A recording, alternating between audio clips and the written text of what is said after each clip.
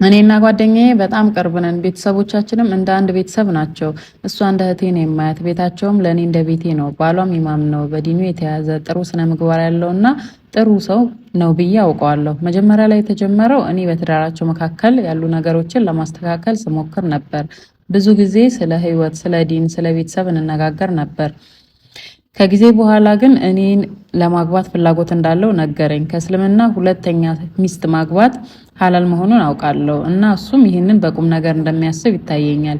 እሱ ጥሩ አባትና ጥሩ ባል ሊሆን ይችላል ብዬም አስባለሁ። ግን በሌላ በኩል ጓደኛዬን በጣም ወዳታለሁ እና ይህ ነገር ቢፈጠር ልቧ እንዳይሰበር እፈራለሁ። አንዳንድ ጊዜ ምናልባት አላህ ለኔ የመረጠው ሰው ይሆን ብዬ አስባለሁ። በሌላ ጊዜ ደግሞ ጓደኝነታችንን እያፈረስኩ ነው እንዴ ብዬ እጨነቃለሁ። በጣም ግራ ተጋብቻለሁ። ልቤን ከብዶኛል። ማንንም መጉዳት አልፈልግም። ሐራም ነገር ማድረግም አልፈልግም። አላህን በሚያስደስት መንገድ መወሰን እፈልጋለሁ። በተለይ በእስልምና እውቀት ያላችሁ ሰዎች እርዳታችሁን እፈልጋለሁ። በሐላል መንገድና በሐቅ እንዴት መመራት እንዳለብኝ ምክራችሁን ስጡኝ ትላለች ባለ ታሪካችን።